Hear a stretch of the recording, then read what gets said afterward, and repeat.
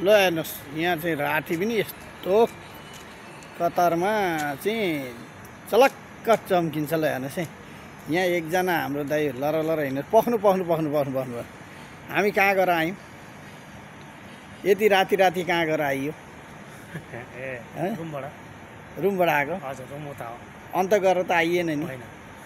Hello guys, राम्ररी हेर्नुहोस् है, उहाँ दाइ चाहिँ के अमृत कार्की कहाँ गएर आउनु तपाईँ? म मेरै रुमबाट आएको, यहाँ उसमा रजा क्याम्पसलाई भेट्न आएको। ए नाम रजा क्याम्पसलाई? ए गलत कतै गएर त आइएन नि। अनि यो परदेशको बसाइ कस्तो छ? राम्रो छ, राम्रो छ, एकदम राम्रो छ, एकदम राम्रो छ है। कति वर्ष भयो तपाईँ यहाँ बसे? यो आउँदो सेप्टेम्बर 22 तारिक 15 वर्ष पुग्छ। ए 15 वर्ष? हजुर, 2010। 15 वर्षदेखिको विदेशमा बसाइ छ। नेपाल सरकारले नेपालीको मजबुरी हेर्दैन होइन? हेर्दैन।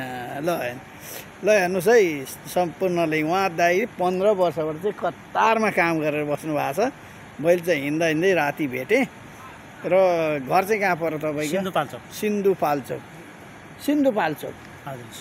सिन्धुपाल्चोक पर्यो। अनि छोराछोरी के कति छन्? 2टा छोरी र छोरा। काठमाडौँमा डेरामा राखेको छु। डेरामा राख्नु भएको छ। अनि आफू 15 वर्षदेखि विदेशमै गुजारा गरिरहेछ है।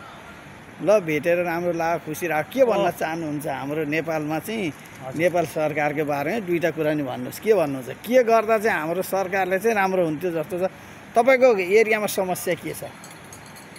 मेरो समस्या? हजुर, म अब भूकम्प पीडित, महापीडित। भूकम्पमा 3जना फ्यामिलीमा 3जना गुमाएको। ओहो, बुबा, छोरी, श्रीमती। हजुर। अनि नेपालमा बस्न सक्ने वातावरण भएन। हजुर। अनि अब नेपाल सरकारले चाहिँ अब रोजगारको सिर्जना गरेदेखि राम्रो हुन्थ्यो। तपाईँको भन्नु भने आउने समय त छोराछोरीलाई चाहिँ राम्रो कुरा हो। ल हस् त, तपाईँसँग धेरै लामो कुरा पनि गरिनँ, टाइम पनि अलिकति सर्ट भएको हुनाले सर्टै भिडियो नि। र सरकारले चाहिँ पक्कै पनि राम्रो गर्दै हुन्थ्यो होइन? त्यही छ। ल हस् त।